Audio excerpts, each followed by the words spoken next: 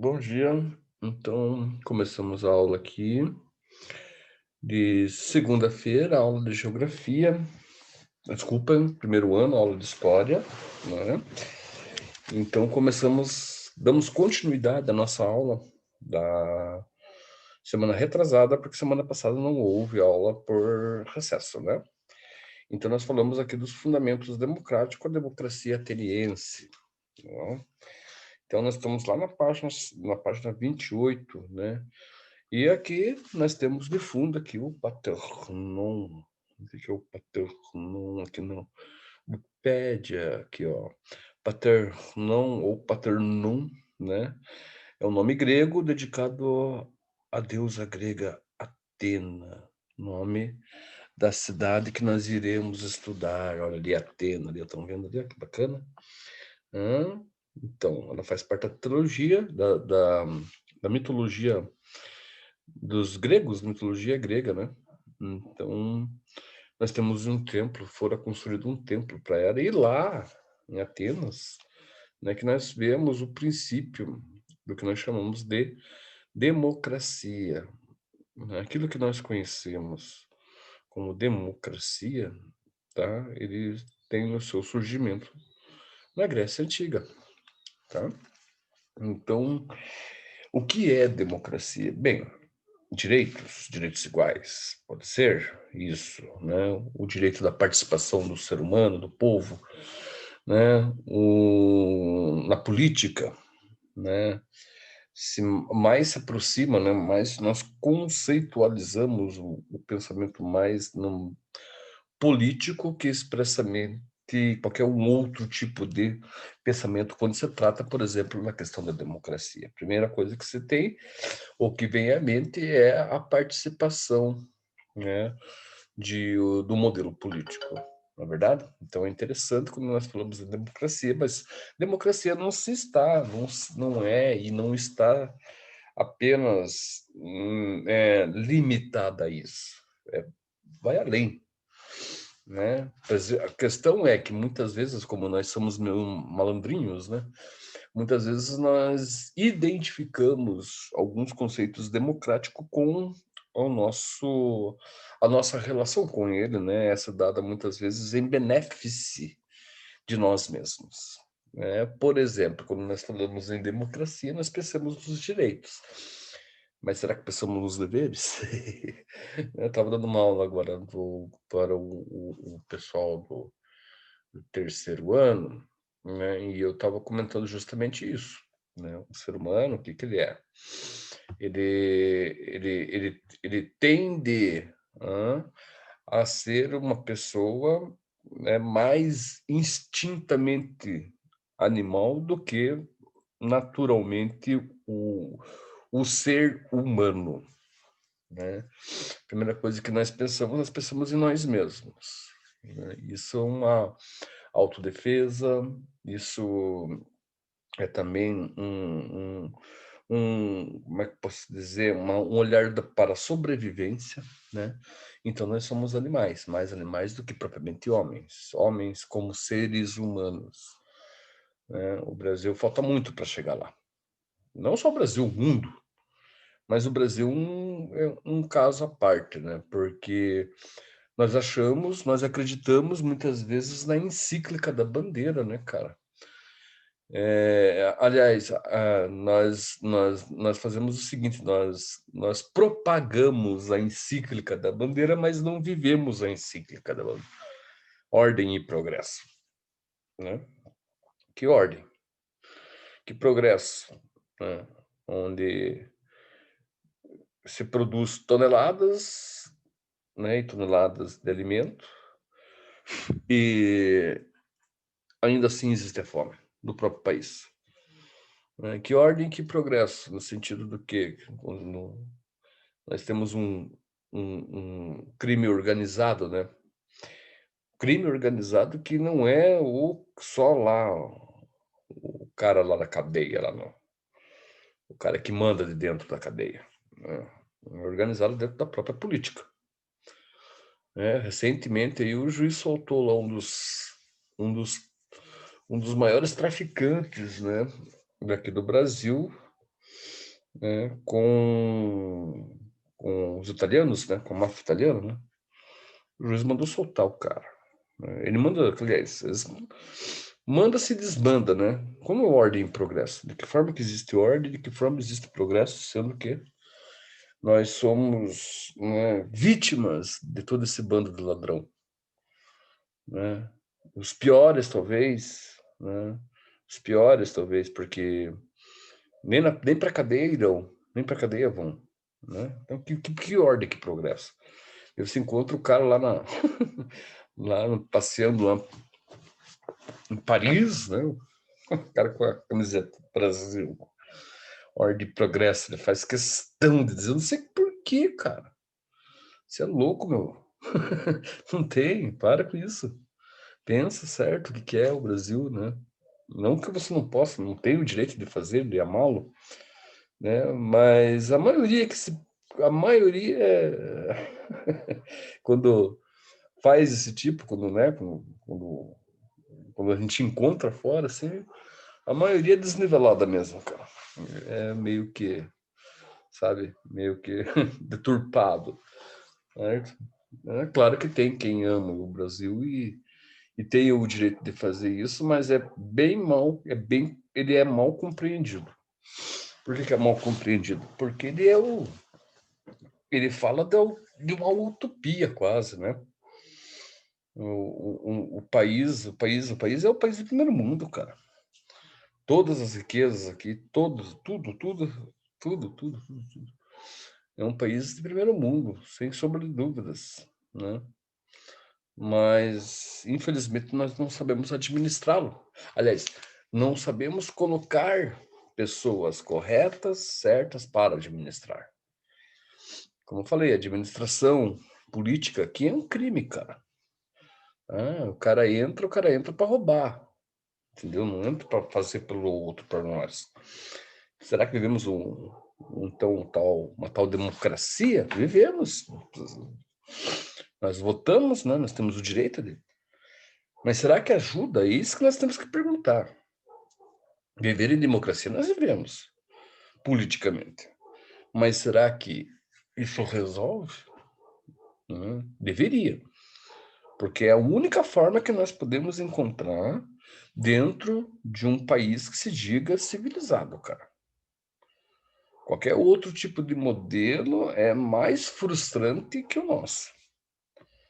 Sem sombra de dúvidas. Até porque, se democracia, acabei de colocar isso, se democracia pode ser um sonho, ser uma utopia, né? Outros modelos são mais utópicos ainda.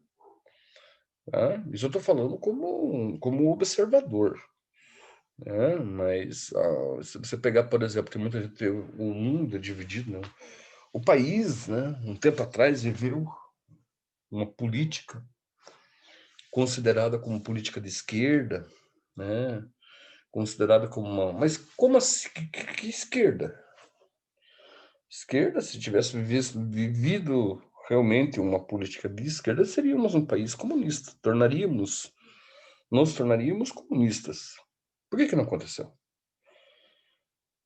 Hum? Porque não dá certo. Entendeu? Não dá certo, cara. Não dá. Não.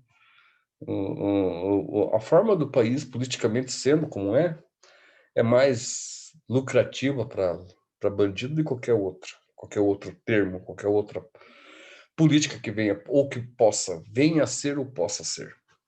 Entendeu? Que é descarado.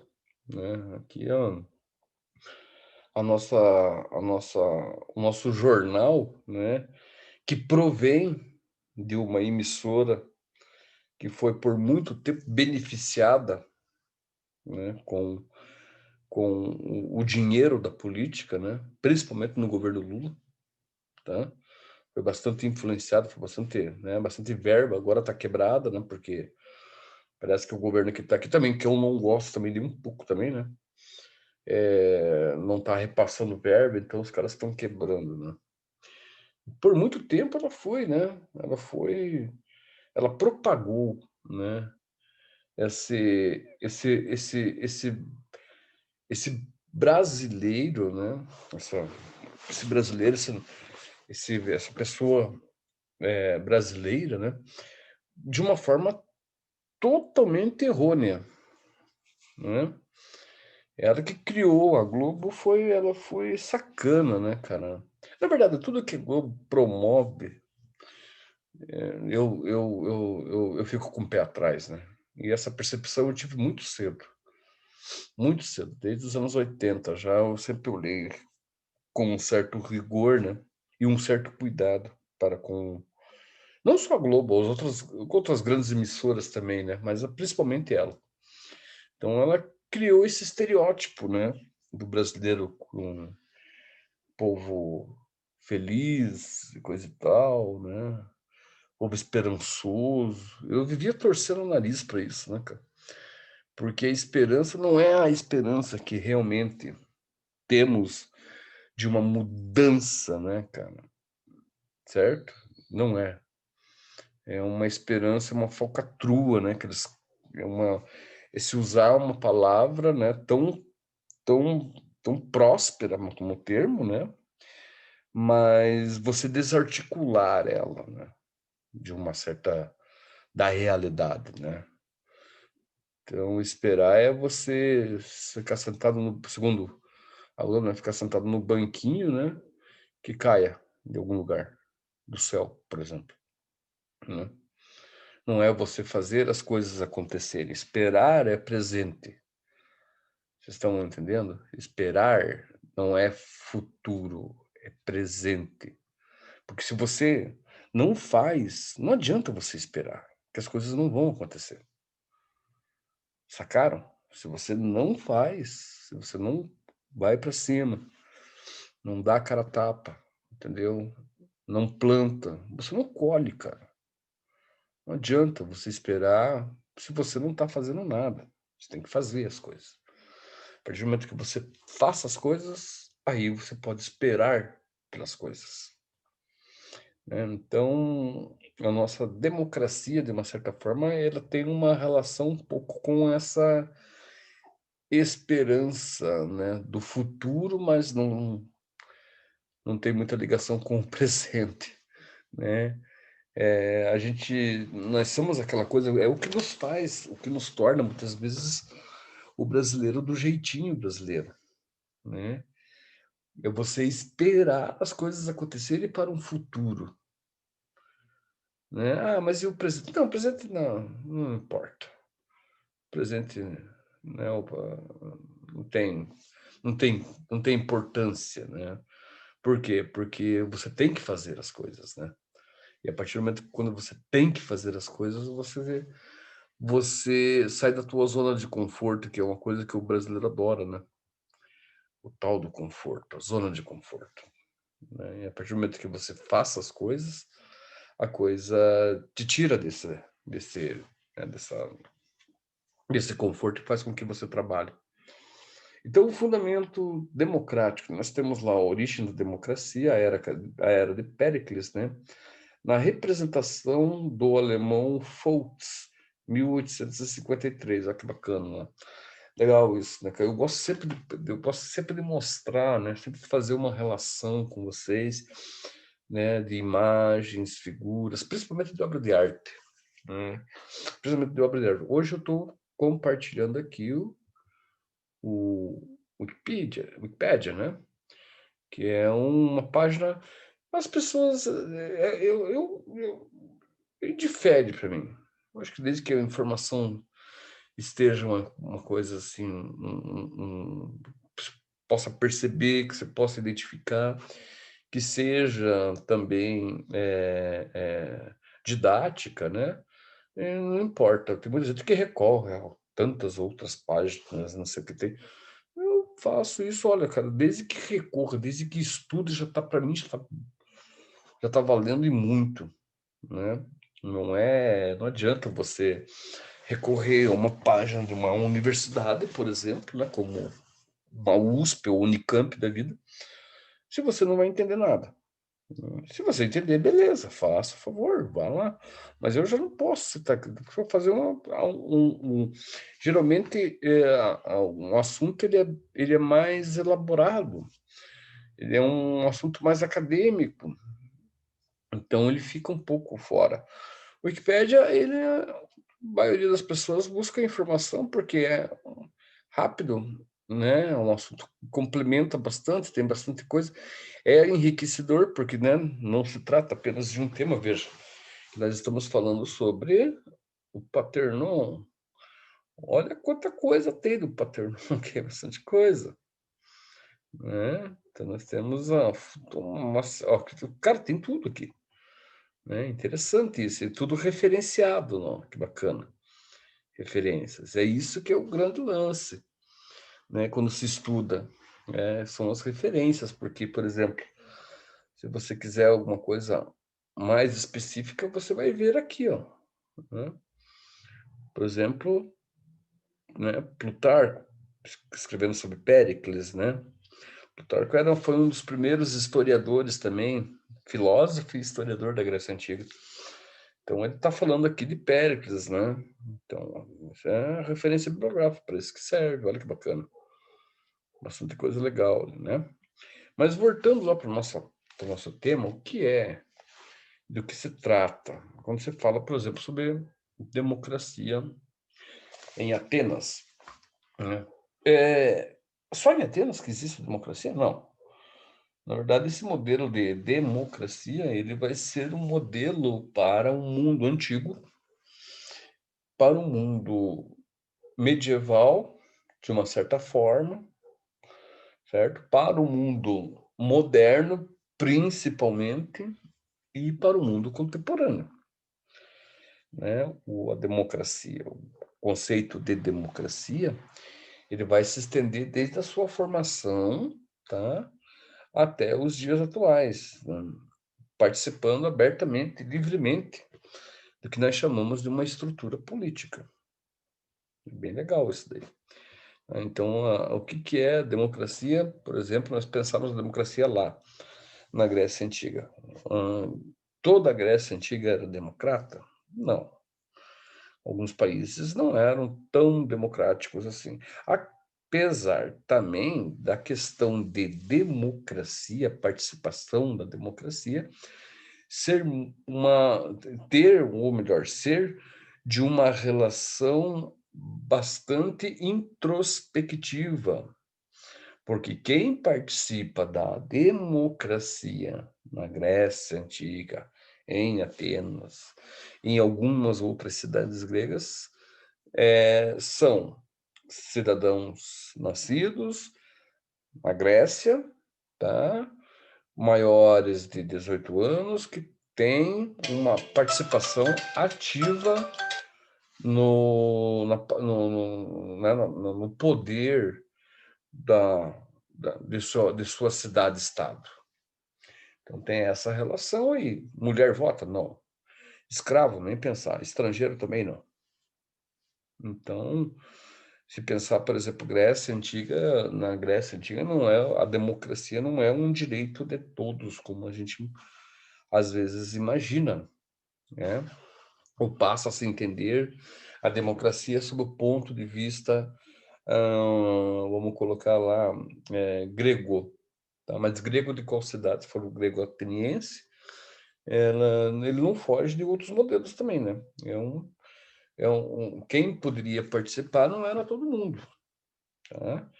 Mas vemos, por exemplo, alguns filósofos, né, do tempo da Grécia Antiga, né, como, por exemplo, os Sócrates ou os pré-socráticos, Platão, Aristóteles. Então, quando nós pegamos esses filósofos, nós pensamos muitas vezes, nossa, né, como a Grécia era rica com relação aos seus pensadores e coisa e tal.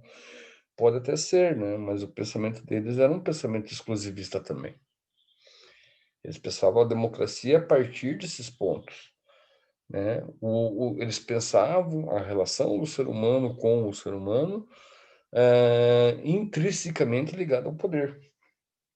Se você não era grego, você não era ninguém. Você não era você. Primeiro que você, o termo bárbaro surge na Grécia Antiga, né? Depois os romanos a tomam emprestado, né? Para, vamos colocar assim, qualificar. Não sei se a palavra qualificar seja certa, mas para denominar povos que não são romanos. Da mesma forma, os gregos, né? Bárbaro era uma denominação para povos que não eram gregos. Então, eu acho muita frescurite, né, cara? Quando você pega, por exemplo, alguém falando assim com toda a alegria, né, de um momento que a vida, que o mundo respirava a liberdade, a democracia. Depende, cara. Se respirava a liberdade e a democracia se você fosse homem. Se você fosse mulher, você não tinha muita chance de palpite lá dentro. A não ser, olha só que loucura, a não ser em Esparta. Para quem assistiu o filme, né? Esparta mostra o filme que não, né, já passado, já os 300 de Esparta, mas ali mostra um pouco como que era a mulher, né? Qual que era a relação dela com o poder dentro da cidade-estado de Esparta, né? Ela construía e não era vista só como uma procriadora como em muitas cidades-estados da Grécia Antiga, né? Ela tinha um respeito e a última palavra era dela. E era um povo militar, né? Os espartanos eram militares, vida militar desde cedo, né? Então, todos serviam, todos serviam, não tinha, sem exceção, todos, eu digo homens, né? Faziam parte de um exército, não é à toa que foi considerado, e era considerado, né? Um dos exércitos mais fortes, né? Ou um exército exemplar, né? Que vai servir de exemplo, né? Para o mundo. Até nos dias atuais ainda, das pessoas, para quem gosta, né? Da vida militar, compreende, né? O quanto os espartanos deixaram, né? Para nós ou para o exército, nosso melhor, né? Deixaram uma boa referência. Legal? É isso aí, então. Próxima aula amanhã. Tenha uma boa semana. Tchau, tchau.